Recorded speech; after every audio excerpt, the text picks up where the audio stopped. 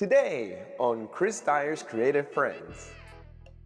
The art itself has a code in a way to it, but I would like to see where is it going. I would like to see us go deeper into purpose and intention and realize how powerful the artifact itself as a sacred image, the act of making the art, and the connections in the community around the art. So those three things are an essential part of bridging worlds. From there, when we're in a place of connectedness, then to realize that we're in collaboration with all of life, with spirit, everything around us. It's time to go back on those tracks with reverence and beauty, and to create flourishing gardens and invite everybody to come, come get on board and play your part. Hey, what's up guys? I'm out here in Denver, Colorado, waiting for my friend Amanda Sage, and before she arrives, I wanted to mention that this show is brought to you by YAK SNACKS. YAK SNACKS is a delicious psilocybin mushroom grown right here in Colorado. These are gummies that are 1/4 of a gram each. I don't want to do a whole half a gram. I got things to do today. But I always take one right before these interviews to have a really nice mood and open up my mind to the other dimensions out there. So thank you so much, YAK SNACKS, and I hope you enjoy them too. Check out their Instagram and their webpage. Blessings. Well, it's been 3 years since the last time I interviewed you. When we talked back then, we're both bald head shaved, freshly people, and now it's been 3 years since then. Now we're awkwardly growing our hair, and I don't know what the fuck's going on with my hair. I got this I love it. Pebbles Flintstone situation till I figure out what I want to do with this. So I just throw a hat on it till then.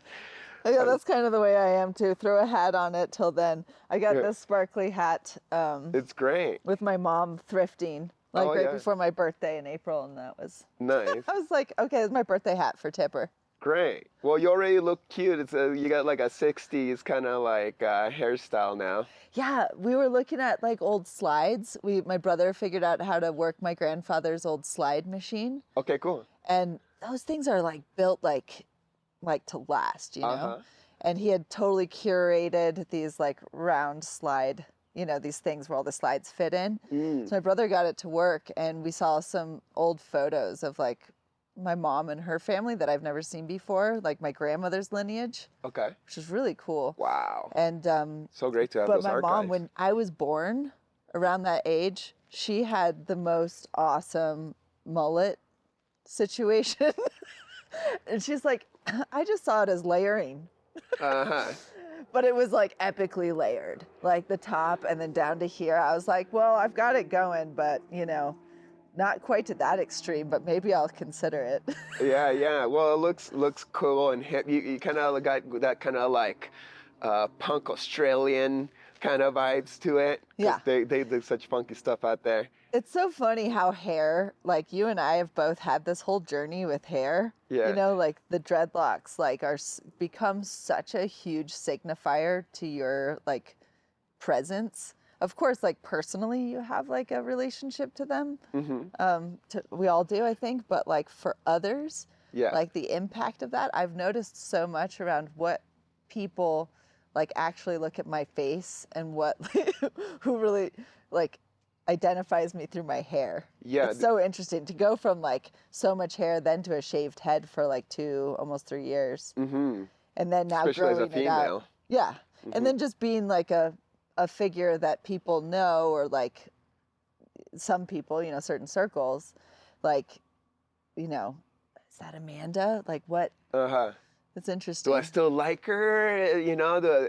Like do people treat you maybe like more like an adult and better in some cases, or maybe like not as hip and cool in other cases? At least that's... Really? Have you experienced that? Well, say 2 days ago, I posted this reel that's like different versions of self, and the first shot was me with big dreadlocks, kind of like headbanging, And that was such a good hook for people to be like, who's this crazy guy? And they did really well. And now I look like a normal adult and I feel kind of like boring. But at the end of the day, we're like, what the fuck's with image? And like, this ain't me either way.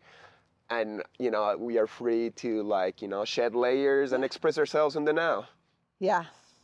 I mean, I think some natural thing that we do is to like look at clothing, look at hair. Like I find myself like first time I meet somebody, you know, like if they have cool earrings or a necklace or something, I got to comment on it. Mm-hmm. And it's something that is maybe about like breaking the ice or making a connection, like mm-hmm. finding something to compliment someone about, which is nice something too. to relate to. Yeah. Yeah. So I guess that's what the accessories are. Like, what if we were just walking around naked all the time and we had nothing? I think of that like with my cat. Yeah. And you guys have a cat too, right? Yeah. But like I think with my cat, I always look at my cat and I'm like, you have nothing. Uh-huh. Like you don't have any, like you don't have a closet. You don't have like jewelry. You don't even have a phone. Yeah.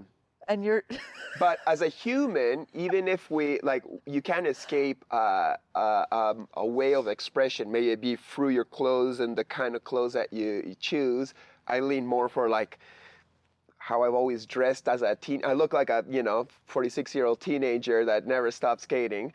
But even if you went naked, that's still a choice. And like, oh, I'm the shirt cocker hippie, and that's my identity.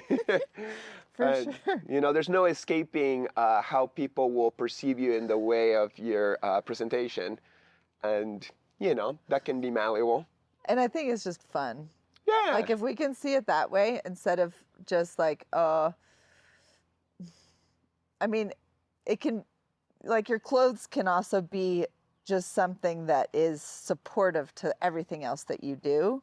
Yeah. Be it like, I just have the same pair of pants, 10 pairs, and that's all I wear. And then you don't have to think about it.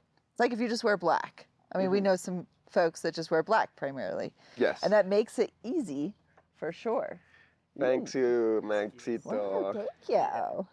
Cheers. Max Paularina Cameo. Uh-huh. Salud. Cheers. Yow. Nice this. So we're in Denver. You live in Colorado already, so this is kind of like your turf. But you live in Gunnison and Boulder. You're not like rooted in Denver, but we're here this week for a bunch of events. Can you please tell us what are you up to this special week? It's kind of like the psychedelic Super Bowl week or something. Totally, it totally is. And it's awesome to be in Denver. I actually haven't done all that much in Denver, though I was born here. Okay. And I never really lived here. So it's always felt like I come and land and drop a little goodness, pick a little goodness up. But it is a place that is an interesting node, I think, culturally. It has been for a while for the art movement, and then also for the psychedelic movement and culture. It's, there've been a lot of there's been a lot of work on policy and reform and legalization, or at least like decriminalizing psilocybin and stuff. So it's fascinating. I think that has attracted and supported a community here. And I'm stoked this week. Psychedelic Science is happening again. It happened in 2023 at the convention center. Mm-hmm. You were there? I wasn't actually. I was in California at the time doing ceremony, and I felt like I missed out so hard that I was like, okay, I got to make it back in like. Well, I'm glad you're here this time. Yes. I just kind of assume you were there. My art was there. Yeah. In the gallery, but me myself, I was actually puking at the time. My art was about puking on the wall. Meanwhile, I was like, I'm head in the bucket. Well, you were with us. I mean, That's the thing is it's amazing to gather with this community, this culture in this kind of a scenario. I find it to be very opposite to what, being in the Maloka or being in that sacred circle with your shoes off and you're connecting with the earth. And here we are in this massive monstrosity of a building of a convention center. It's like it's like a space station, really. Have you been in there, like down on some of those other floors? It's just infinite. I've been to Comic-Cons there, and I went yesterday to drop the art, but it's an impressive building. Like, Yeah. it's like, wow, this is crazy. This is so, I don't want to call it like Babylon system, but it's as city structure government as it gets. Right. But it's about this thing that's been illegal for so long that it's almost, there's like a dissonance, or like, are we really allowed to talk about this now and do these medicines, or are we still criminals? When did it change? How are we changing it? Is it gonna go into some weird mainstream cheesy money situation? Are psychedelics gonna get corrupted and turn into the new coffee or even weed? Or are we gonna keep that traditional consciousness and intention with it, or maybe everything? What do you think? Well, I think that's what the conversation is about. Mm-hmm. I think that's the big call, like, to gather, is like, how are we going to do this? And, you know, these conferences, festivals, conventions, anything like this, is the bigger potential and opportunity is that we find the others and we meet each other again. We're building relationships, and that's over time. It happens. It's like, oh, so catch up. You know, what's new in your world? What's new in your world? Mm-hmm. And to just get together and kind of sniff each other out, you know? Amanda. I mean, that's just the nature of it. It's so interesting because online we have all these opportunities to network and connect, and okay, yeah, you follow this person or follow that. Mm-hmm. But to actually be in the presence of someone, and to actually, you have the 5D, the super D experience. Mm-hmm. And that's what we need more than ever. I mean, Yeah. I think that the science meets the culture is what I think they're attempting to do in many ways. And we need to promote that and provoke that. You know, the scenarios where it is just the scientists in the room, there should be artists there as well. Mm-hmm. There should be people that are, you know, the facilitators, the ones that are singing the songs, the wisdom keepers. Mm-hmm. And I think that's a big critique and danger of like hosting something like this, you know, in a place like Denver. I mean, there's you know, a lot of big money that comes. There's a lot of big money now coming and attracted to psychedelics. And that, on one hand, okay, it's inevitable, and hopefully that big money can just help a lot of people. Yeah. But it needs to be safe. We need so many more people that are trained and are good, ethical, like integral people to hold space for others. Yeah. And that education and the connection with source and spirit, like we have so far to go. And we already know this, like people have been attracted to these medicines forever, which is good, but also people are attracted to facilitating and helping others sometimes right after one experience. Yeah. And that eagerness is sometimes, I think, too, like we need to slow down. There's certain things that need to be slowed down. And so Yeah. I think that it was delayed, like was it last year or something, when the some of the studies, like the MDMA studies. Yeah, they didn't get passed. Yeah. And I think, and that's a real bummer in a lot of ways, because I know there's a lot of people that could be helped. But to continue that conversation of how do we do this in the best way possible, so that even well-meaning practitioners who aren't really like qualified are maybe taking their time a little bit more to go deeper in their own work. And lineage, I think, is so important. You know, like, yeah, because there's a wisdom that gets like there's information and science is for the mind, but there's also like the wisdom, which is the intelligence of the heart. And the science can come in with a perfect setting, but when the person's coming out with some cathartic thing, does that practitioner have the wisdom to hold space for that person in a really safe way where they're not gonna get some kind of weird trauma or kink or whatever. And forget about like, you know, living room shamans who are just like, hey, I got some really good DMT and let's blast off and, you know, now you're saved. But I'm sure there's positive things in that aspects too. But as you say, like, really got to be respectful to these portals we're opening. Yeah, so the balance, you know, and I think I've heard that from many wisdom speakers too, like coming from wisdom holders, like coming from a place of like, yes, we know, like the medicines are also, or the sacrament, the spirits, the plant allies are telling us to share, right? Mm-hmm. Many of them. Yeah. But how do we do that in the right way? So the more that we can listen, and I hope that this conference is going to help facilitate more of that connection mm-hmm. and just bringing people together. Mm-hmm. And that's the best we can hope for, you know, those ripples. And I hope that it's amazing the Tribe 13 crew gallery is setting up like a really beautiful space and show that is reflecting psychedelic and visionary art from around the world. Mm-hmm. And the art goes hand in hand. So I'm so glad that a show is happening. I think the first Maps conference that I was a part of was in 2010 in San Jose. And it was like at a hotel, kind of a small hotel. Mm. We had this little setup outside. We mm-hmm. had like a big mural that was in, I don't know, maybe 12 different panels, and there was a whole crew of us that painted on it, like Mark Hansen, Michael Devine, Crystallize, Jeremiah Welsh, I think, mm-hmm. and then who else was there? But it was like, it was so fun to do that because we were kind of like part of the entry, and we had so many conversations with scientists and mm-hmm. people doing like this deep research, and that interface for us, it was so valuable. Yeah. I felt, and for them, it was so valuable to come and just sit with us and be in a creative, artistic, like environment. Yeah.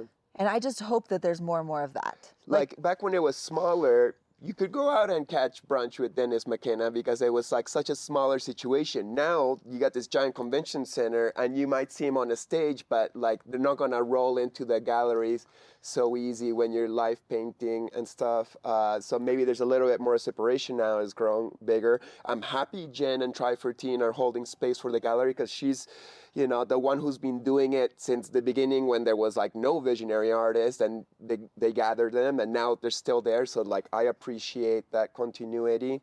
I wish there was like a panel discussion with artists, like just one with like 10 visionary artists and what are we doing here, you know? Like we're talking right now, I think it's important. But yeah, how do you observe visionary artist movement as psychedelics becomes more mainstream? And yes, we're in this conference, but now, you know, more and more, even not only psychedelics, but just spirituality and psychic people and telepathy tapes and a lot of interdimensional stuff. People are starting to be like, okay, this is not some woo-woo crazy situation, and this art's more than like kids doing drugs and being all super psychedelically trippy. They're actually trying to like capture some kind of like code or vibration to share with the community and have reflections and wonder what is that place and what it's about and what's our role here while we're still in this matrix. So back to the question, how do you observe the movement of visionary art with all of these changes happening? Hi, we take this little pause from our conversations for me to let you know that I got a brand new art book. This is my second art book, Shamanic Journey, that just came out with Last Gasp Publications. It's a 256-page book, full color, shiny, beautiful pages with full of my art, writing, stories, basically everything I've done in the last 13 years. And I worked really hard on this book. It took me months to lay out by myself, and obviously the art has been a labor of love of many years, and I've condensed it all in this beautiful book that now is available on positcreations.net. You can get a signed version, you can get an unsigned version for a little bit cheaper. And yeah, this won't run out of electricity. On this digital world where we gotta charge everything, or a solar flare could knock out the electricity of the world, and you'd be like, whoa, where did all my Chris Dyer go? No, this runs on energy forever. You never gotta charge it, you never gotta water it. It'll always be there to give you new inspiration and art. And I've done this with a lot of love, and I hope that you will get a copy for your own personal library. And uh, reflect yourself in it and make your own book and story of your life. But here's mine, and I hope you will enjoy it. PositiveChristians.net. Thank you. I think the time is coming now, actually, for like a even deeper receptivity culturally, globally, and more people stepping into their own empowerment creatively. I think that we're just on the brink of it still. Like, there's been such a bloom over the past 20 years that we've been super involved, I'd say, like in this culture. And there's like live painting is now a thing. There's like thousands and thousands and thousands of live painters. And the art itself has a code in a way to it. But I would like to see where is it going? I would like to see us go deeper, of course, right? But go deeper into purpose and intention, and realize how powerful art, like the artifact itself as a sacred image, but then also the act of making the art and the connections in the community around the art. So those three things are, I think, an essential part of integration, of bridging worlds. And they're synonymous with the visionary psychedelic kind of new wave that is happening now with the decriminalization, right? And so I would like to see more art, like as therapists are, there's more training programs for people to learn how to be psychedelic integration coaches and facilitators. I think it's time in the visionary art realm that we start creating not just workshops for artists, for people to come and explore their own creativity, but to help, like, very specifically, like, build a program for teacher trainings to help give others that, also encouragement to go share this, right? To not just go make your own art. Like, yes, please, everybody. Like, we need more people to realize that they're artists and practicing their art and getting into that state of connection with spirit through their art. Like, that's hands down, like, essential. But the part of facilitating and being opening space for others to explore that, we're going to need more. We need more. And I think we didn't come into it in that way. Like I didn't do a teacher training or something. Yeah.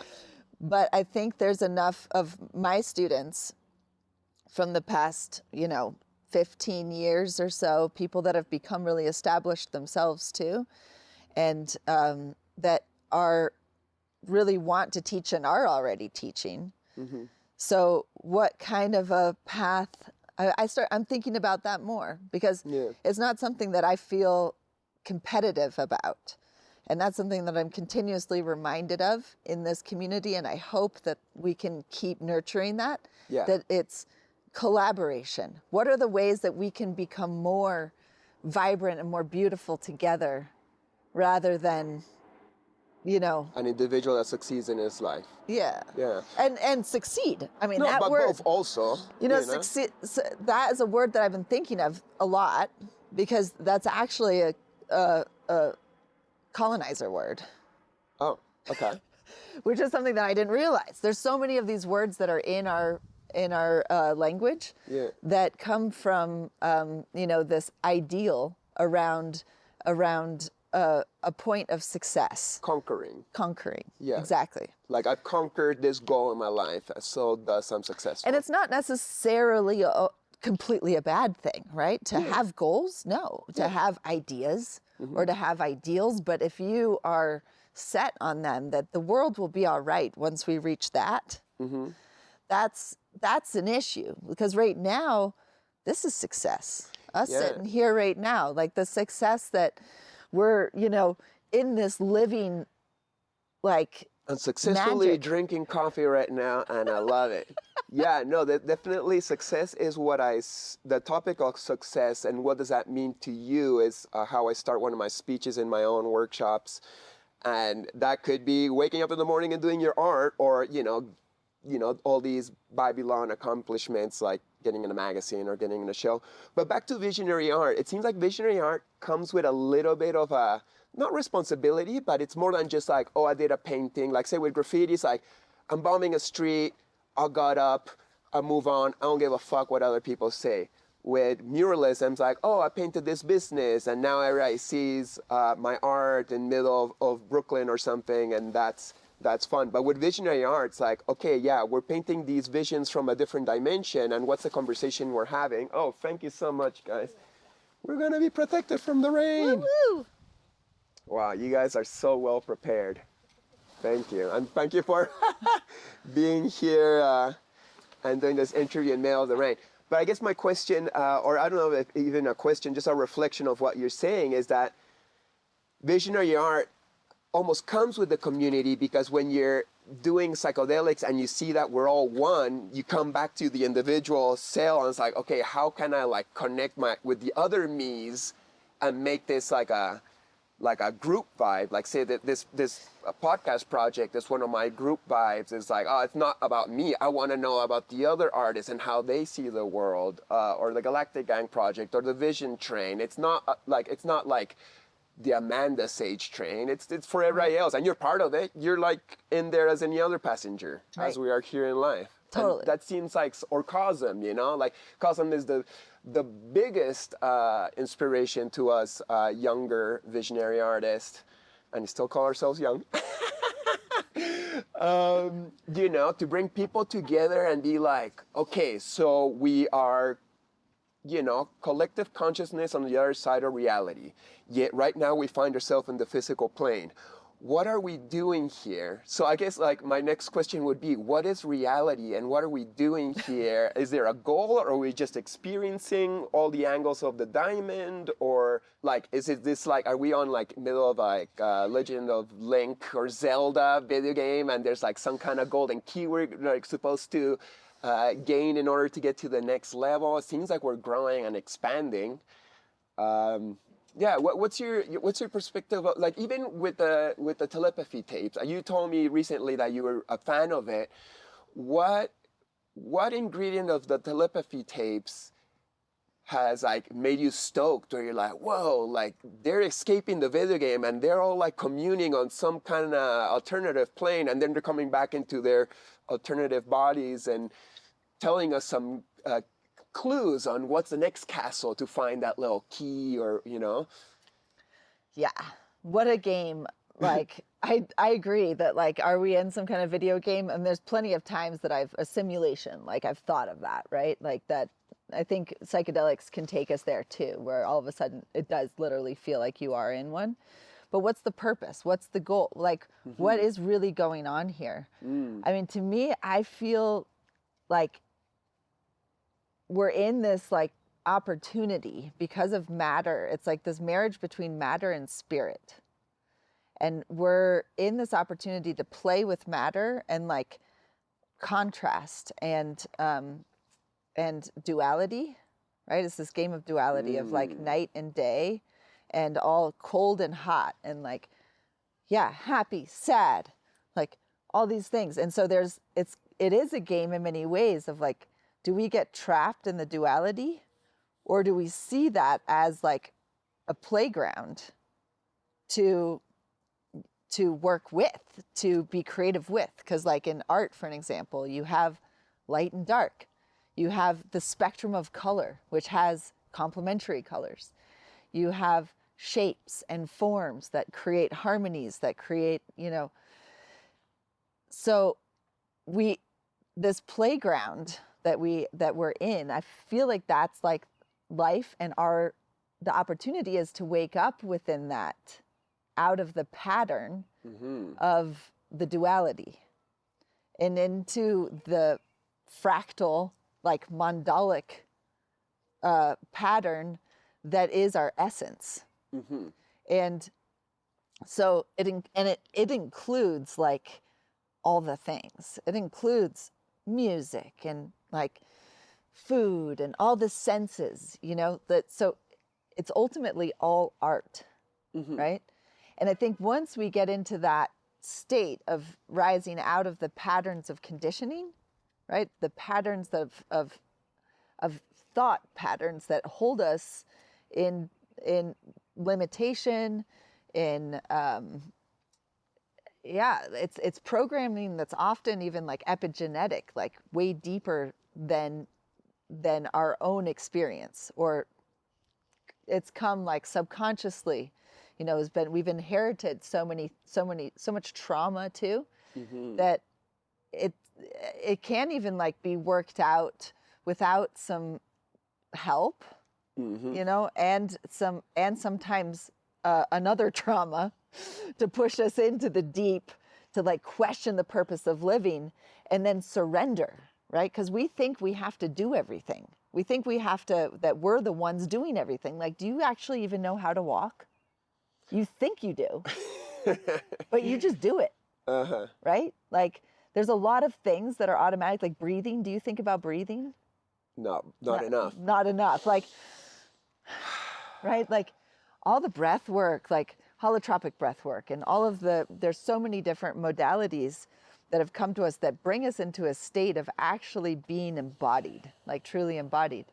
And then from there, when we're in a place of connectedness, then to be like, well, what can I do now, right? And to realize that we're in collaboration with all of life, with spirit, everything around us. And we can call on those that have passed, those that have yet to come, like the whole, and that's where the telepathy tapes come in. These autistic kids, then they're doing, the telepathy tapes have done all this deep kind of like interviews and research, and are exposing a lot of things that have been kept under wraps because of fear of being ostracized, right? Like teachers and parents, and it's just unavoidable anymore, I think. And these kids, because their senses, their systems are working differently. They have a more heightened sense, maybe, that because they're not, the fine motor skills aren't as developed, right? So it makes sense that they have a development in other realms. And for us to ignore that is just arrogant, embarrassing. Yeah. Now we're like, oh, only this kind of intelligence is the value of one, and all these other kind of intelligence, not good. Well, and it's the same thing. There's such an unraveling that's happening right now, and that's why I'm so happy to be alive right now too. Exciting times. To be at this time where there is this end of times, and out of an end of times, there's a beginning of times. And that beginning of times is something that is not something totally new. It's something that is looking and listening back into our distant past and looking into the distant future, and acknowledging that scope of the potential and the glory and the ever, like, that life never began and it never will end. Because there's such a fear, like if you think about where does fear come from, it's like this fear that, that we're going to die, right? The fear that it's just over. But what if it's never over? And what if we are? And this is one of the gifts of psychedelics. The psychedelics can take us into that space and give us maybe a little solace that we're a part of this much bigger story. And then to live more right now.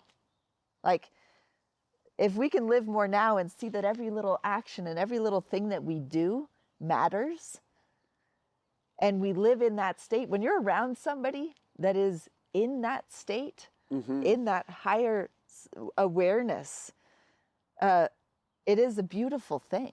And I think this is what, like, some of the great spiritual traditions, their holy people have, found their own ways and access through great discipline to live in that state, right? And it's more, I think, available to us than ever before. Maybe not ever before, but in the past, maybe like 100 years or so. I mean, so many of like the organized religions took, really made it so that the individual humans had to go through another, right? But now it's like, no, you don't have to go through another. And the Sangha, the community, really matters. You have your direct connect, and the community matters. So as you see, like, the churches kind of like losing a lot of the attendance, where are the other churches? It's so vital and important that we come together, because we are not meant to be lonely creatures. We are in the school of life, and art helps us tap deeper in. So making art together, like listening to music together, listening to somebody talking, sharing, being in that state, even just listening to the trees, and we're making art together, there's something that happens, right? There's something magical and that we tap into. And so when I started making art, and that was influenced by the psychedelic space. It was LSD that first kind of brought me there when I was 27. And I knew it was there, but I hadn't experienced it yet. I was waiting for the right time. But then I started, like, the work that started coming through as I started to just trust more, and I had like a trust in, like, I had done the work to trust the medium, right? I could paint anything that I saw at that point. So it was like, okay, now what am I going to do? And then it was like the spirit just kept working with me. And I don't know, I don't put any like specific label on it, or I kind of treat it as a real sacred thing that'll come through when it comes through. And usually it's when nobody's watching. Yeah. So it's funny with live painting. It'll happen sometimes at a festival or something. All of a sudden, everybody disappears. And then, and I'm like, well, hey, I don't know, you guys. Maybe if you were just hiding in the corner. Totally. It's almost like those double slit experiments where the results of the experiment are different if the scientists are looking at the experiment or if they ignore it, Right. Right.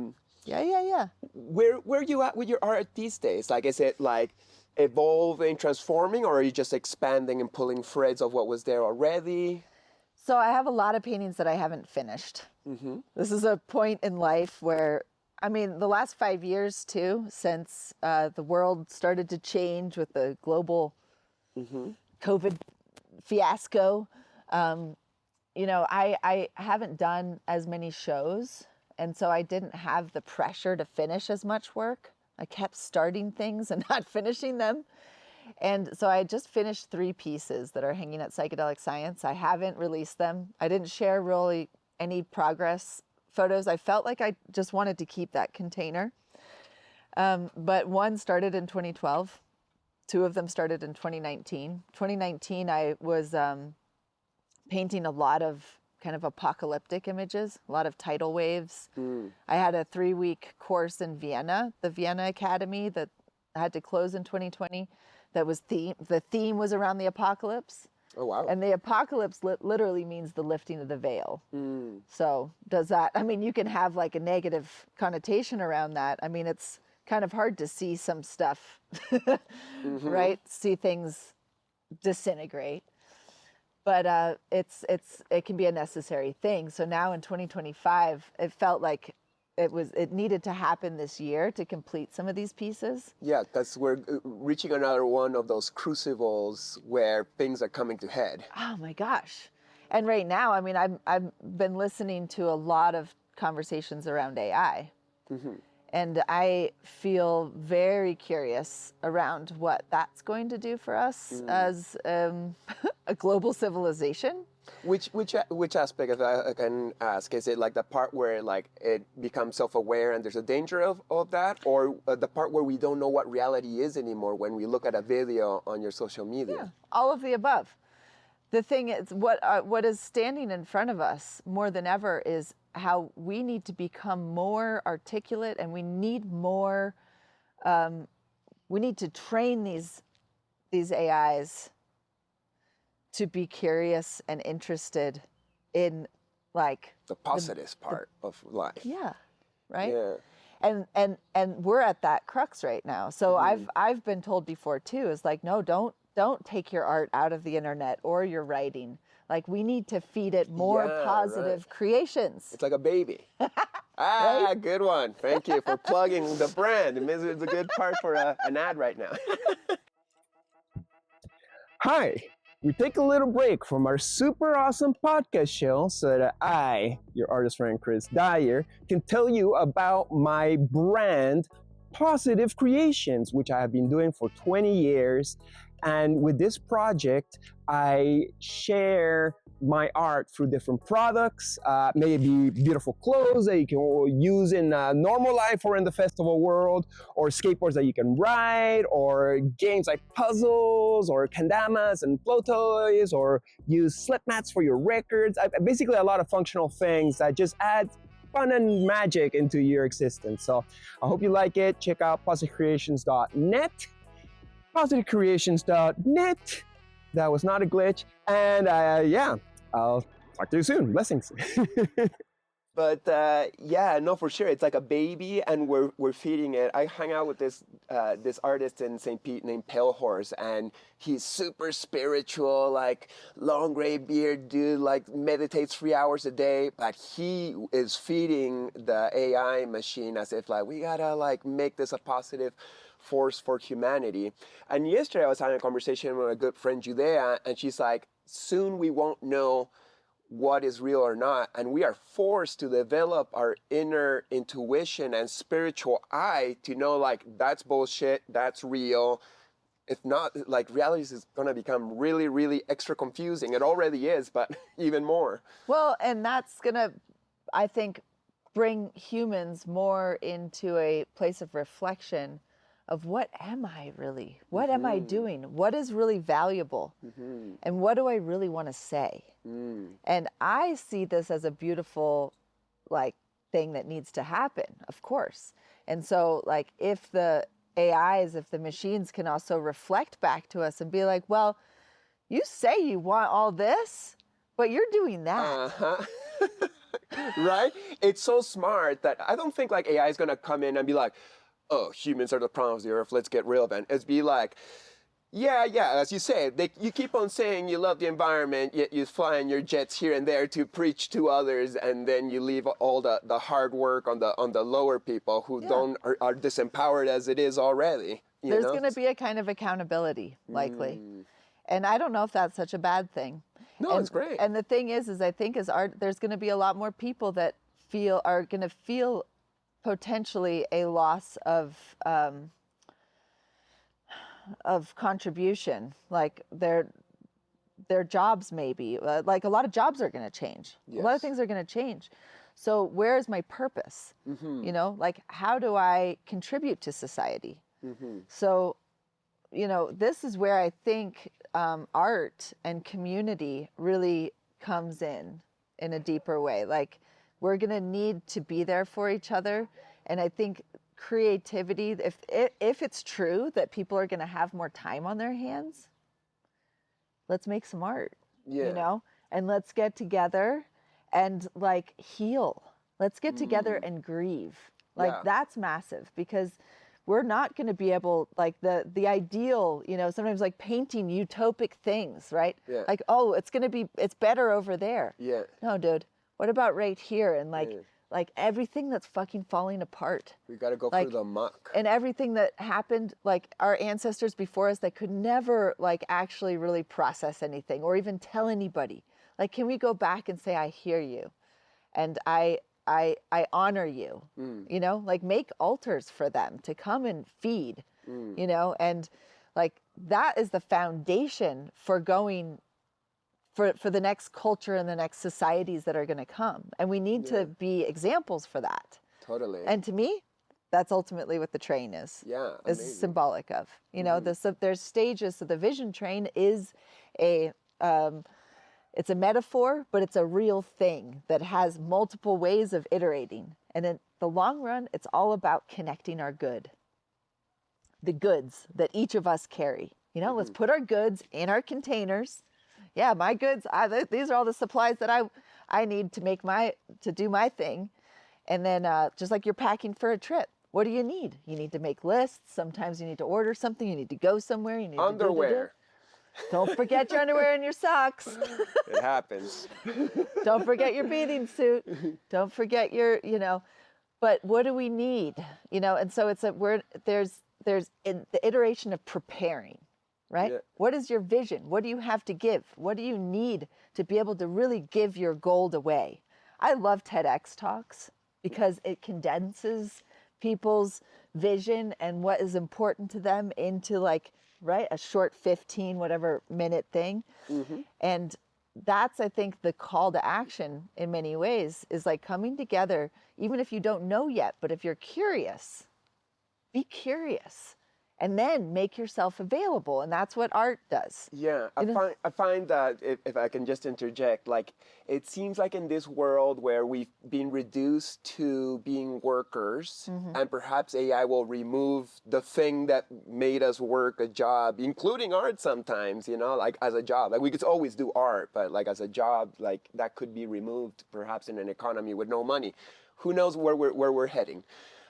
We will have to go back to the root of who we are, what are we doing, and as you said very eloquently right now, we got to get down in healing. I feel like my main goal of the last 5 to 10 years has been like, how do we heal this traumatized kid so he can be empowered and then serve medicine? I will always make art, you know, but the quality of my medicine goes along hand on the quality of how much I've been working to polish the diamond. And then we're all polishing the diamond, and then we all show up in this market or train with our own medicine and goods for sharing with each other and continuing that communal healing. Yeah. And that's a beautiful thing you're doing with the Vision Trains, which just reached 5 years. Can you reflect to me a little bit about that project? We talked about it before in our last interview, but like where you at after 5 years? Has it gotten like exhausting? Will it go on forever? Does it have a purpose? Has it served its purpose? Or does it have more flowers to bloom? How do you observe it as the perhaps not the leader, but the person who's organized or put it all together? Yeah, lead engineer maybe. Yeah. Currently, just to use the train terms. It will never end. These tracks will never end. This train, you know, and it's something that is carried by a collective, by a community, and many of them we still don't know yet. It's like people get on the train, they get off the train.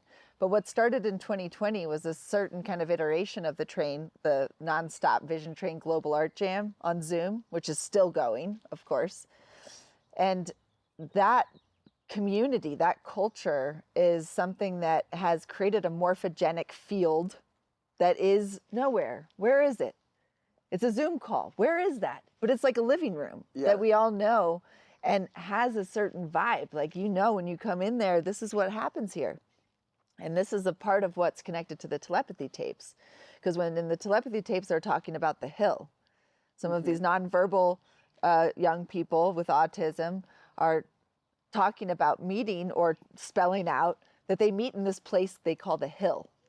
So cool. And it's not a physical place. And when I heard that, I was like, oh, we're doing that too. But we're using technology. We're using machines because we're also limited in our psychic abilities, I guess, right? Yeah. But I feel like it was affirming to me because I was like, this is training ground. Yeah. And this is training ground to bridge the tracks, you know, between nation states, between languages. Like Music. Often what happens on the train is we're listening to music and making art, everybody in their own little world, but we're alone together, right? We're connected into bringing something, singing something into being that is ancient. It's like the yarning that Tyson Yunkaporta talks about in Sand Talk, the book Sand Talk. You know, people used to gather together around a candle, or maybe not a candle, a fire or whatever, or daylight, but and weave, or rain, and weave, or make things and tell stories. This is how the stories were passed on, but they would often be doing something with their hands. And so this is a part of this bridge, of this connection, of the timing that we're in, for sure. And the train, I see the train as a physical thing too. Always have. Since the beginning, I see the train as the physical train that goes back on the tracks from the west back east on a journey of regeneration and reconciliation and remembrance. And it carries like a city, a tool and tools, right, that can unfold like a New World's Fair, like a Burning Man kind of meets New World's Fair in the Olympics or whatever. I think that's psychedelic sciences almost. Exactly. But let's put it on a train. Let's put it on a train, and because you can gather it together, and then it can disperse, and then as it goes, it leaves a trace of awesome. Yeah. You know, and that is it's a new migration process that's going to happen through also the way the climate's going to change. People are going to want to move to be closer to others. People have been talking forever about wanting to make, create new communities together. What about all the industrial sites that exist that came through Manifest Destiny and came through the colonization, right?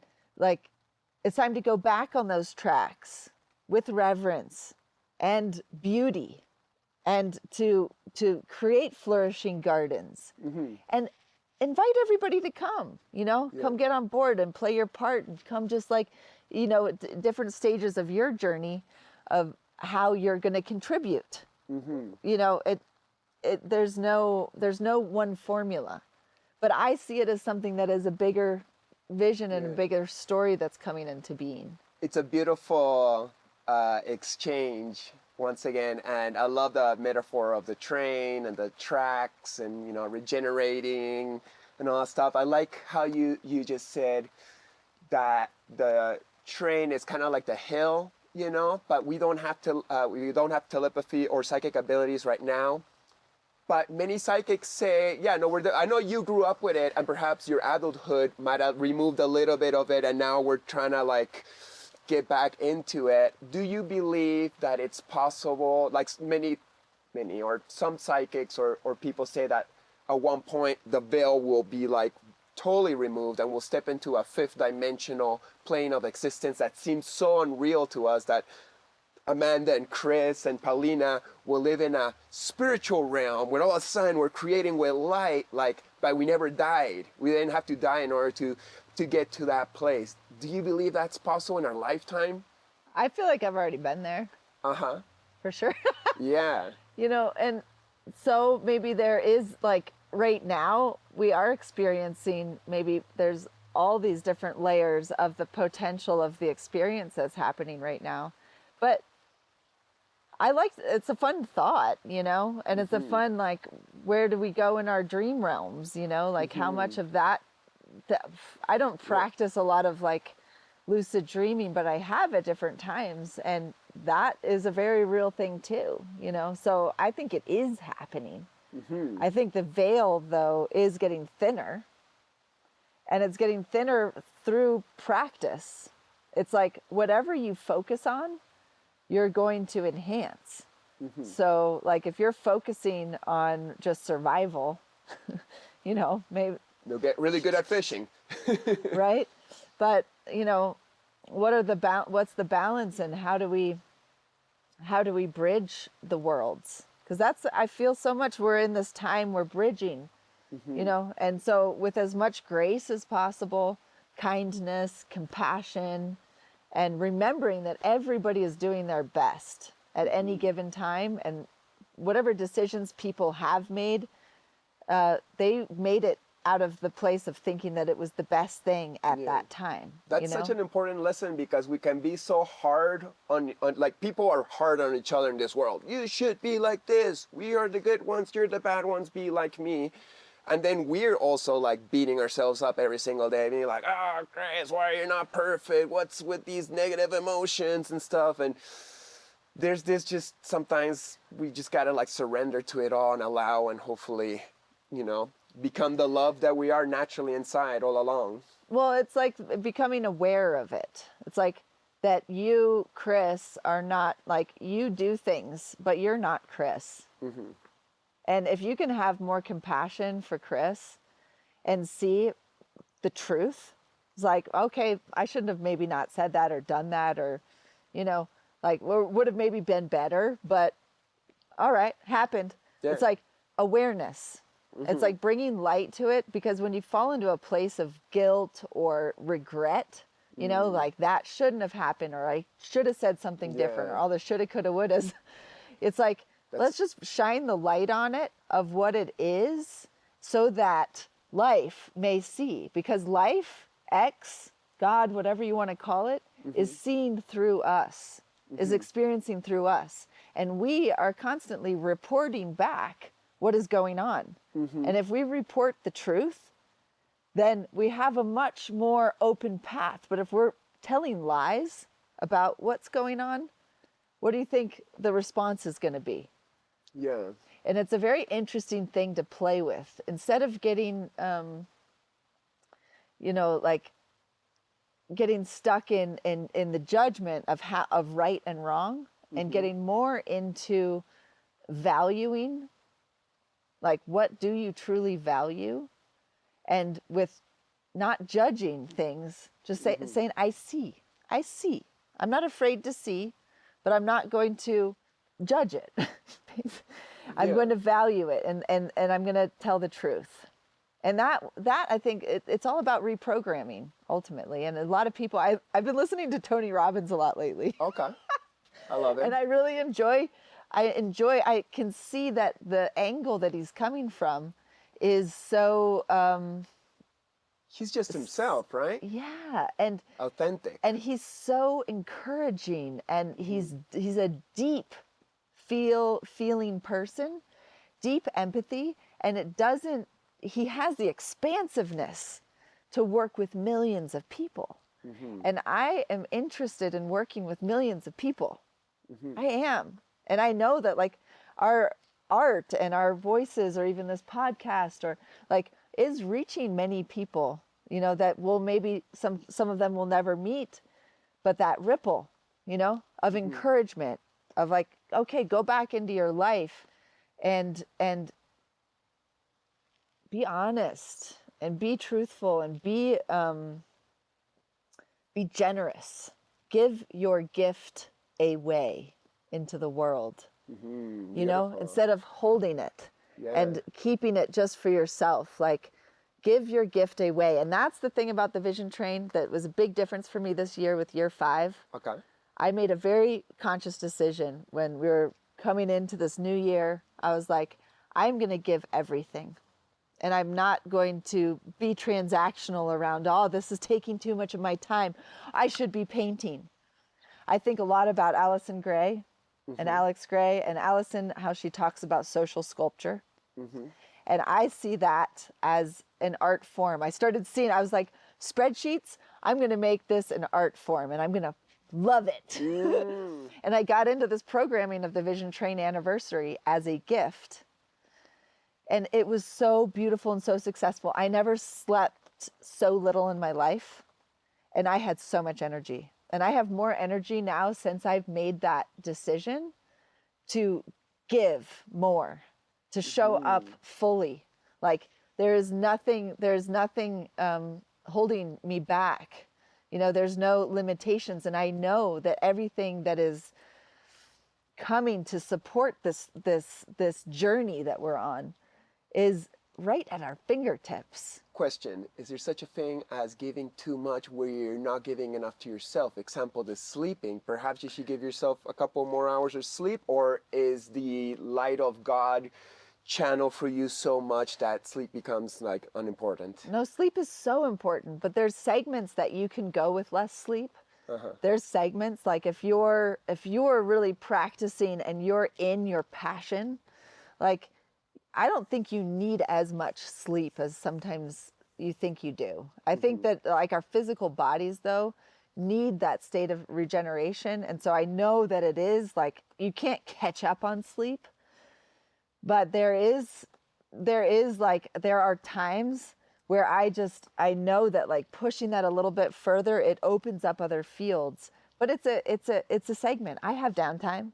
I totally love my garden. I Great. take care of myself. I do a lot of yoga. I love really good food. I love good friends. I love nature. I love, doing things that really nourish my being. Yeah. And I am so freaking passionate. And that passion is fuel. I mean, to Yeah. me, that's what the train's fueled by. It's passion. Yeah, for sure. And, that's the people that are showing up, that are carrying the train, this community it's incredible. Like, and people come as they can, and then they maybe dip away for a little bit, then they come back in. And as we continue to build the foundation and the structure to support more creators and to support more people like, finding each other and expressing themselves, because that's really what it's about. It's like, let's get the visions out. So I see this also with AI. Let's use all the tools.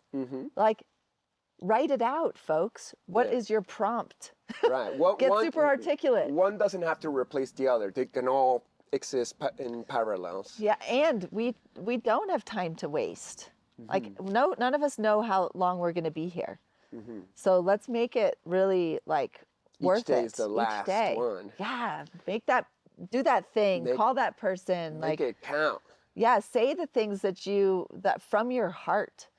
We can point out all kinds of things, the chart of account about the others and all the things that they're doing wrong. That is a weight. That is a heavy freaking weight. Yeah. You could put that down and go forward with love and more positive encouragement. And that will create ripples that will be more sustaining.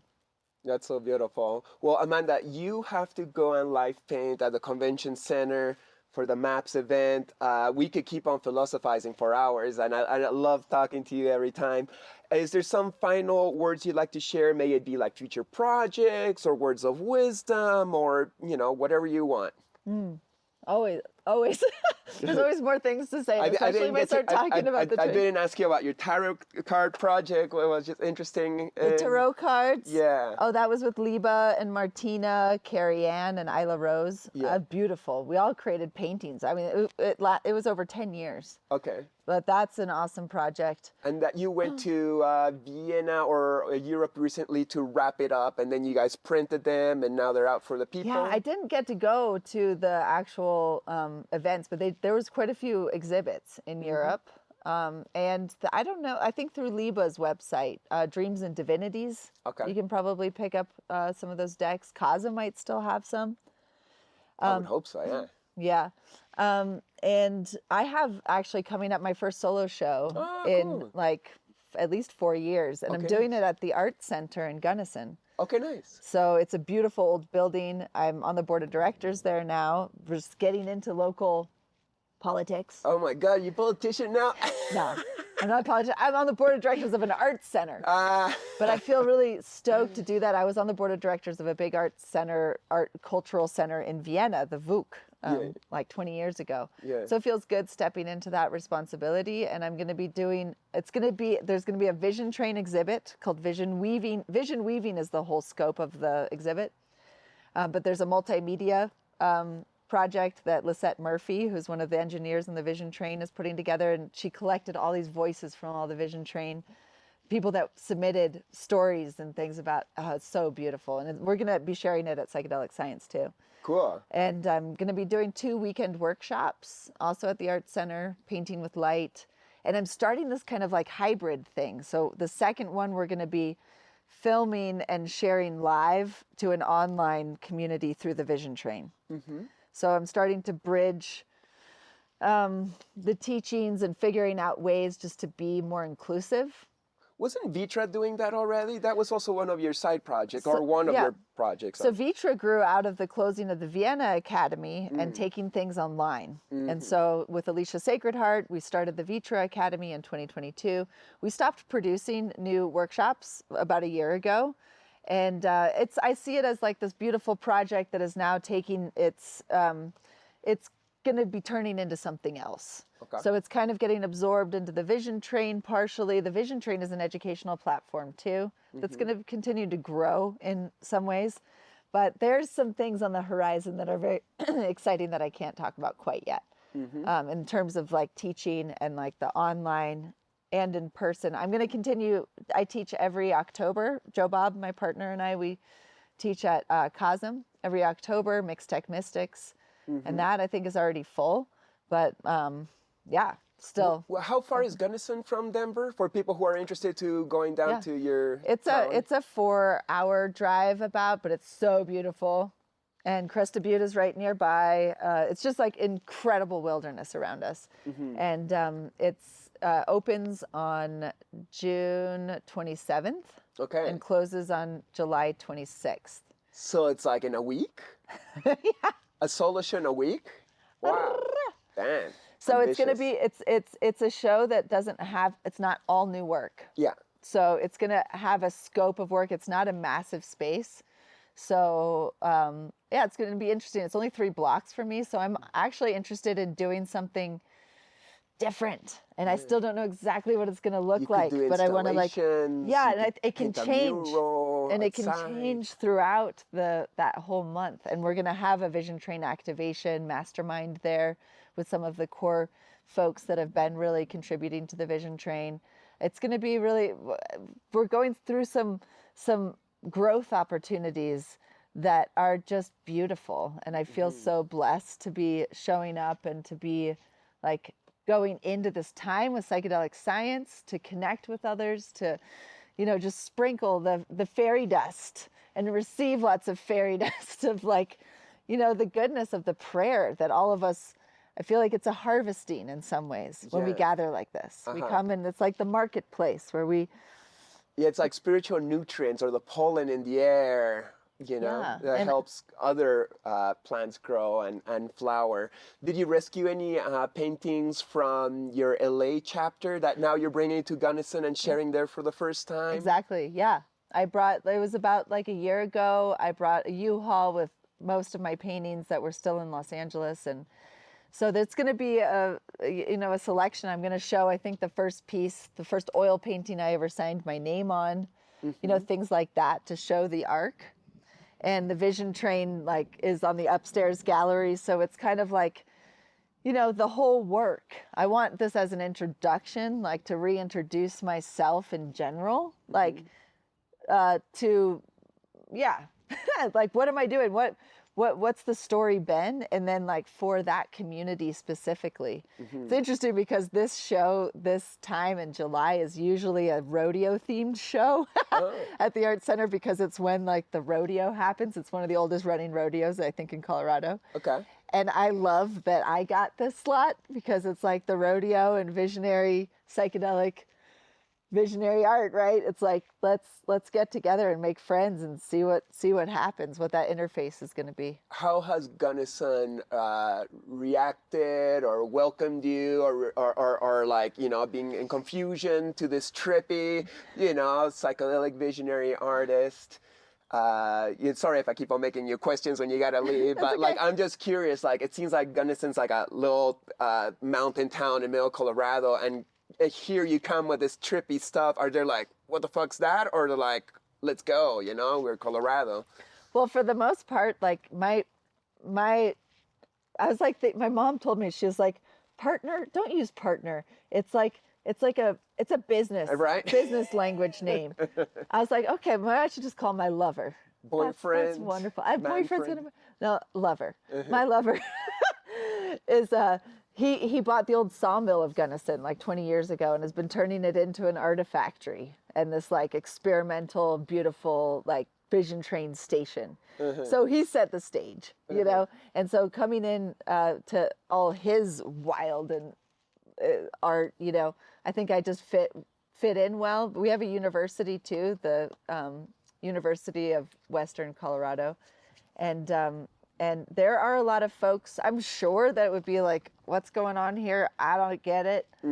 But for the most part, I've been embraced by the community deeply, and I absolutely love a lot of the projects that are there. There's a nonprofit called Mountain Roots that does a lot of their stuff down at our property. They grow food, distribute food, food security programs. And then we also have a somatic art studio for yoga and meditation and dance that's also on our property. And so all of these things, it's like they're connected, and there is a beautiful community out there. I feel so grateful in that because the internet exists, I can be connected with my international community, and I don't need to be in the middle of a metropolitan space. So I feel blessed. It's a good time. It's a good time to be in Colorado. It's a good time to be able to come up here. We got airplanes. We got an airport right next to us too. So Nice. Yeah. Sounds lovely. Well, I hope to visit someday. I want to paint a mural on Gunnison at some point. Okay. Yeah. Well, we are a creative district now in Colorado, so I can definitely plant that seed. Send me pictures of walls you might know, and then that will get me salivating. It's like, okay, I'm going next time I go to Colorado. Oh yeah. I'll fly in. No, well, and the university could maybe bring you in too. We can great. do a lot of I cross pollination. Yeah, I could bring like students to help me paint it, and then it's like a little workshop with them. Oh yeah. Okay, look at this. We already got our next project going. All right. Woo! Thank you so much, Amanda. I love you. Thank you for being on the show again. And thank you guys for watching another episode of Chris Dyer's Creative Friends. Make sure to like, comment, share, subscribe, all those wonderful things you want to do. And I'll see you next time. Blessings! Yo! Next episode, Wayward Walls. I fell in love with the ability to change the way I felt in a room or a space simply by changing the colors or the configuration on one wall. Something was super powerful about that, and I fell in love with painting almost immediately, and I was like, I can take this tape and go into different rooms and try different things in my house. So I would go from room to room, try different things. It really changed my mind on what I did. Immediately, I'm just like, okay, what I do is art, and it isn't just design walls. And so I had this saying where it was like, artists call me a painter, painters call me an artist. And I just kind of live somewhere in between them both. You always hear these things, it's like, work hard and believe in yourself. And if you want to make something happen, go out and make it happen for yourself. I thought that was almost always the most bullshit advice until I started doing it myself. And then I realized it's very real, and you can manifest these things for yourself if you believe in it. So please make sure to subscribe, like, comment, and share. Big thanks, and see you next episode. Peace.